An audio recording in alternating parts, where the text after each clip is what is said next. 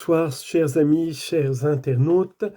La vérité nous rendra libres. Merci Seigneur Jésus, merci Seigneur notre Dieu, tu es lumière de la lumière.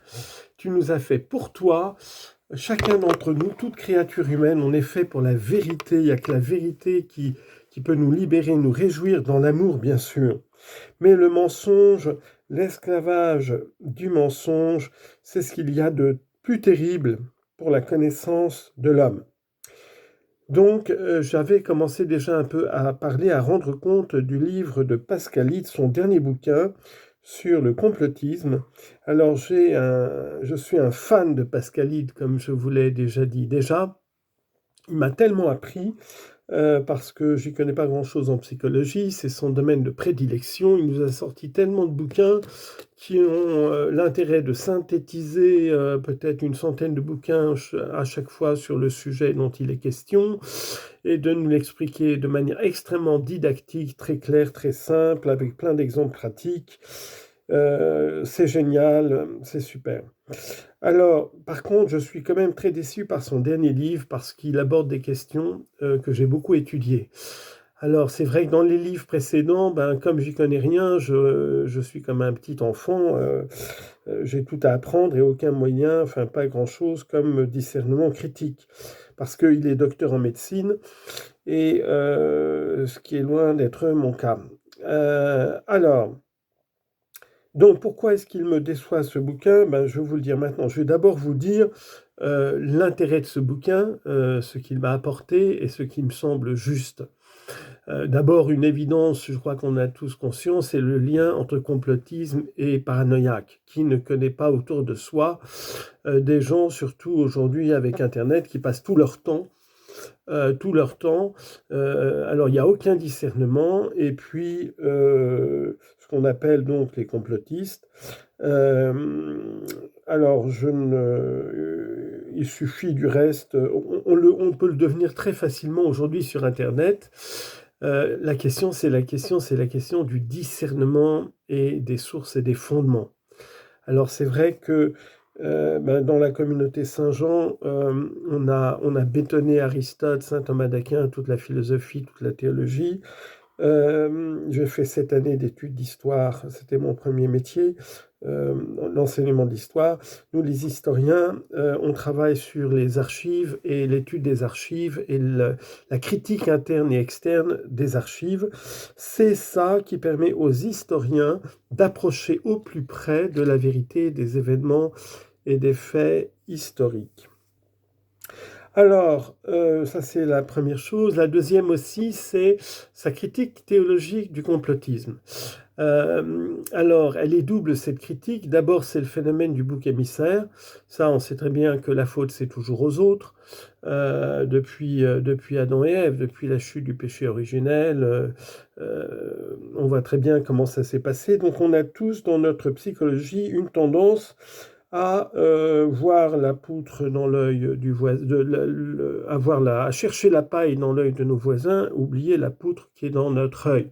Sainte Catherine de Sienne, comme saint Augustin, dans ses sermons, il dénonce les chrétiens, ces ouailles qui passent leur temps à se scandaliser et à critiquer les autres et qui oublient de se critiquer eux-mêmes. Le juste est le premier à s'accuser. Donc, je m'accuse moi-même, bien sûr. Et alors là n'est pas la question. La question, c'est la vérité, et c'est sur la question du complotisme. Alors maintenant, donc, ah oui, je voulais aussi dire l'autre point important dans la critique théologique, c'est pas seulement que le mal, il faut d'abord le rechercher en nous-mêmes pour nous en purifier, convertissez-vous et croyez à la bonne nouvelle, c'était l'évangile d'aujourd'hui, que nous rappelait Jésus, qu'il rappelait aux scribes et aux pharisiens. Le deuxième point, eh bien, c'est que gloire à toi, Seigneur Jésus. Alors l'idée me vient, voilà, la critique théologique, c'est que le mal par essence, il est dans la confusion et la multiplicité. Rappelez-vous cette parole de saint Paul, là où le péché s'est multiplié, la grâce a surabondé. Mais le mal, il n'y a pas de causalité propre et unique du mal. le mal est une privation et les causes du mal, elles sont toujours multiples. Ceci étant, la Sainte Écriture nous dit que le démon est le roi des chefs d'orgueil. Donc il est clair que les gens les plus intelligents qui veulent dominer, eh bien, leur art, bien sûr, c'est la manipulation de la foule des idiots qui n'y connaissent pas grand-chose et qui se laissent manipuler par les pouvoirs en place et les médias. Et c'est toujours, et Satan, on reconnaît bien sûr sa tactique, c'est le prince du mensonge, c'est l'accusateur de nos frères, c'est l'homicide des origines. Bien, alors maintenant j'en viens à la critique du bouquin. Ce qui est gênant et décevant dans le livre de Pascalide sur ce complotisme, c'est qu'il se place d'emblée et constamment du côté du pouvoir et de la doxa médiatique occidentale, comme si celle-ci ne pouvait être que la vérité objective. Le fait bien connu que nos mass médias, nos journaux, nos écrans, nos télévisions, le fait bien connu en Occident, alors je parle des USA que je connais bien, et en France, ils sont aux mains de sionistes, qui sont souvent nos frères aînés juifs, dont nous admirons tous le génie. Et c'est tout, chercher qui possède et qui les chaînes, tout Hollywood, enfin toutes les grandes, et depuis les origines, c'est impressionnant. Toutes les grandes firmes d'Hollywood, alors je ne sais plus quand est-ce qu'elles ont été, fin 19e, début 20e siècle, ce sont des juifs ashkénazes géniaux qui se sont lancés là-dedans. Et donc vous pensez bien que depuis la fin du 19e et le début du 20e siècle, c'est pas contre les intérêts de leur peuple juif qu'ils nous ont déversé ces westerns génocidaires où vous avez le colon blanc qui extermine les Indiens, toute l'industrie cinéma. Il faut savoir qui a derrière. Pourquoi les Américains sont manipulés et comme un seul homme, ils sont allés bombarder le Vietnam? Pourquoi cet aveuglement? Parce qu'il n'y a pas de discernement, il n'y a pas de réflexion, qui sont gavés depuis le berceau de toute cette propagande hollywoodienne. Alors maintenant, c'est les jeux vidéo. Je reviendrai sur toute la question de la manipulation dans une autre vidéo. Là, on traite du complotisme. Donc, j'interroge Pascalide, j'interroge son bouquin.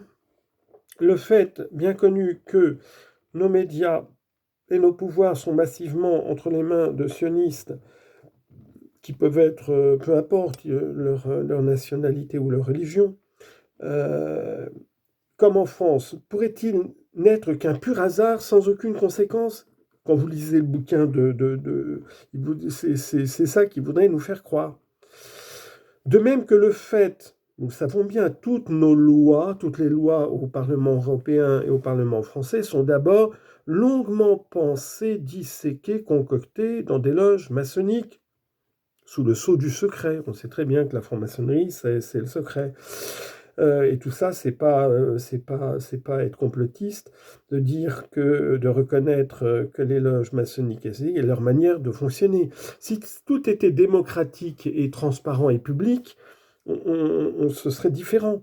Mais ils sont tenus au secret dans leurs réunions ésotériques. Prions pour eux. Enfin, bon, il y a que la recherche du pouvoir qui les finalise. Enfin, bref, continuons. Alors, Pascalide porte des jugements, il y a plein de choses fausses dans son bouquin, et alors d'une naïveté infantile déconcertante. Ainsi, selon lui, les Illuminati, ne parlons plus d'Illuminati, ils n'existent plus puisqu'ils ont été dissous et interdits à la fin du XVIIIe siècle. Enfin, suffit-il à un prince ou à un gouvernement d'interdire une société qui plus est secrète pour qu'elle se volatilise instantanément ad vitam aeternam? Mais Pascalide nous prend pour des idiots, quoi. Enfin, en tant qu'historien, comme je le disais, c'est l'étude des archives et leurs examens critiques qui peut seul nous livrer la vérité des événements passés, ou du moins nous en rendre le plus proche possible. Alors je vais prendre un exemple précis que tout le monde connaît. Tout le monde, enfant et étudiant, j'ai appris comme tout le monde, et ensuite enseigné comme professeur d'histoire. Gentil américain pacifiste, forcé à entrer en guerre par l'attaque surprise des méchants japonais belliqueux. Figurez-vous que c'est encore la doxa sur Wikipédia. Wikipédia sur la question n'a pas encore évolué, du moins en langue française. Alors ça vous donne le degré, bien sûr, de... Bref. Or, j'ai appris ça quand j'étais aux États-Unis, il y a... juste après le 11 septembre. Juste après le 11 septembre, parce que j'étais aux États-Unis, enfin juste après, disons, 2-3 mois plus tard, je suis à l'université catholique de Steubenville. Alors j'adore aller partout suivre des cours, et je tombe dans un amphithéâtre et le prof fait un cours sur l'engagement des Américains dans la guerre du Pacifique. Et il nous rappelle, bien sûr, ce que la propagande nous a dit dans les journaux et ce qu'on a répété dans les livres d'histoire. Et il nous dit, ben voilà, on a eu l'ouverture, enfin, depuis l'ouverture des archives à Washington, nous savons ce qui s'est passé, quelle était la situation. Les Japonais ne voulaient pas de cette guerre. Les Japonais ne voulaient pas entrer en guerre contre les États-Unis. Ils savaient qu'ils étaient trop puissants. L'amiral en chef de la flotte japonaise a fait un voyage aux États-Unis, il a été reçu en grande pompe, il a tout visité là-bas, il est revenu au Japon, et il a dit à l'empereur et au gouvernement japonais, il a parlé de la puissance, du potentiel industriel, économique, technologique phénoménal des États-Unis, et bien sûr que ce serait complètement suicidaire pour les Japonais d'oser un jour s'attaquer ou rivaliser avec les États-Unis. Le peuple américain était pacifiste. Ils en avaient marre de mourir pour les Européens. La Première Guerre mondiale, ça leur avait suffi. Donc, hors de question que les Américains acceptent, que le peuple américain accepte de s'engager dans la Deuxième Guerre mondiale. Donc, les archives nous montrent qu'il y a eu un conseil des ministres de Roosevelt. Il est avec ses grands banquiers, alors surtout des banquiers juifs, d'autres protestants. Il y a peu de grands banquiers catholiques. Et puisque c'est l'argent qui domine la politique américaine, donc tout est calculé. La question américaine, comme en 14-18, il faut user l'Europe dans les guerres, il faut les laisser s'user, on leur vend le matériel, on s'engage au dernier moment, quand on ne peut plus faire autrement, pour récolter le jackpot, le maximum d'argent. Donc, c'est ce qui s'est passé. Donc, le président Roosevelt dit que, ben voilà, c'est maintenant qu'il faut qu'on s'y mette, les gars. Mais on est dans une démocratie. Enfin, il paraît qu'on est dans une démocratie. Mais nous savons très bien la manipuler de mille manières et surtout par les médias. Donc, il nous faut un 11 septembre, il nous faut un 7 octobre. Une attaque, mais atroce, une attaque scandaleuse, lâche contre nous. Pour que nous puissions partir en guerre. Comment provoquer les Japonais? Les Japonais ne veulent pas entrer en guerre contre les États-Unis. Alors figurez-vous, ce que m'a appris ce professeur, c'est que les Japonais n'avaient pas de pétrole. Et ils étaient engagés en guerre au Japon, en Chine. Et les Américains les Américains se faisaient un business phénoménal sur l'impérialisme japonais, et donc pour faire tourner les chars d'assaut japonais en Chine, en Mandchourie et en Chine. Du jour au lendemain, les États-Unis ont fait l'embargo, sans prévenir, du jour au lendemain, voilà, il n'y aura plus de pétrole, quoi. Donc la machine de guerre japonaise va s'arrêter et c'est fini, quoi. Ils n'ont plus qu'à rentrer chez eux et tout est fini. Donc, alors pour les Japonais, c'était vraiment une trahison de la part des États-Unis. Ils s'étaient engagés, les Japonais avaient payé le pétrole, donc le pétrole devait continuer à arriver. Donc casus belli, bon, ils en ont beaucoup discuté. L'empereur Yamamoto a redit, c'est suicidaire, non, non, non. Mais l'empereur a dit l'honneur du Japon. Les samouraïs ont dit l'honneur du Japon, non, on est obligé. Donc c'est ça qui a précipité. Pourquoi cette avancée fulgurante partout dans le Pacifique et dans l'Asie du Japon? C'est qu'ils n'ont aucune. Les Japonais n'ont pas de pétrole, n'ont pas de minerais, ils n'ont rien. Et donc, puisque les Américains leur coupent tout, et surtout le pétrole, eh bien, ils ont été forcés d'attaquer les États-Unis et de s'avancer le plus possible pour conquérir des territoires et avoir le pétrole, avoir les matières premières pour leur industrie et leur économie. Je répète, Pearl Harbor, 11 septembre, 7 octobre, c'est exactement le même scénario. Le pape Benoît XVI disait qui ignore l'histoire se condamne à en répéter les mêmes erreurs. Et j'hallucine, je vous assure que j'hallucine en France. Je vis en France. Bon, si j'étais en Algérie, ou au Liban ou en Iran, ils ont une vision totalement différente, bien sûr, parce qu'on ne peut pas leur faire gober les mêmes conneries. Mais moi, je parle comme historien, mais je ne comprends pas. Les Français ne sont pas les derniers des imbéciles et les derniers des ignorants. Mais c'est hallucinant. Ce qui m'hallucine, c'est le nombre de docteurs en théologie, en histoire, en philosophie, qui, sur certaines questions, alors spécialement sur l'islam, sur le judaïsme, des domaines qui sont absolument passionnants et dans lesquels je me plonge depuis longtemps, eh bien, il n'y a que des contresens et des âneries phénoménales. Tout ça, pourquoi?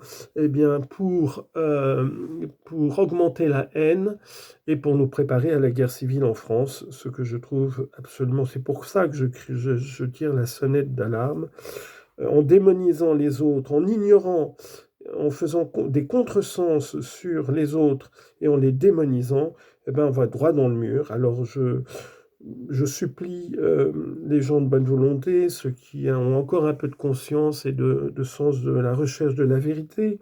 Normalement, les chrétiens devraient en avoir plus que les autres. Malheureusement, c'est parfois le contraire. En France, c'est parfois vraiment le contraire. Seigneur, prends pitié de cette... Alors, je continue donc. Je termine mon petit commentaire. Donc, j'en reviens, 11 septembre, 7 octobre. Certes, nous n'aurons que la preuve absolue quand il y aura l'ouverture des archives, alors dans 20 ou 40 ans. Mais d'ici là, parce qu'on a quand même une liberté, aux États-Unis, il y a quand même une liberté de la presse, mais il y a des milliers d'enquêtes, de témoignages, d'indices, enfin, je répète, il y a des milliers d'indices qui convergent dans l'implication extrêmement importante, je dis l'implication très importante de la CIA et du Mossad dans le 11 septembre. Et alors le 7 octobre, c'est le coup de génie de Netanyahou. Parce que je ne sais pas si vous réfléchissez, mais les victimes, c'était quoi les victimes? Faire une rave party en Israël le jour de Yom Kippour. Un kibboutz gauchiste pro-palestinien. Pour le gouvernement de Netanyahou, qu'est-ce que ça représente? Des juifs bourrés de cocaïne et d'alcool le jour de Yom Kippour, qu'est-ce que ça représente pour des juifs, pour les juifs fanatiques d'extrême droite religieuse qui sont au pouvoir à Jérusalem avec Netanyahou. Voilà, je pose la question, je pense que vous avez compris. Prions pour tous les pauvres idiots que nous sommes et que nous nous laissons manipuler. Et alors, bon, je termine sur le bouquin de Pascalide. Selon lui, donc, si vous contestez tous ces mensonges et cette doxa du pouvoir en place et des médias occidentaux, vous êtes un complotiste paranoïaque. On se demande si Pascalide n'aurait pas été au service du KGB au temps de l'URSS, où l'URSS envoyait les dissidents intelligents en goulag psychiatrique. Je répète, je crois que la réussite de Pascalide en URSS aurait été d'être au service du KGB pour faire la chasse et pour traiter comme il faut les dissidents intelligents. Alors j'interroge la communauté de l'Emmanuel, ses responsables, nos évêques. Que pensent-ils de ce vademecum pour tous de chasse aux complotistes que nous propose Herr Docteur Pascal Ide? Que Dieu vous bénisse tous, frères et sœurs, qu'il nous convertisse, qu'il illumine nos cœurs et nos intelligences pour travailler vraiment à la paix.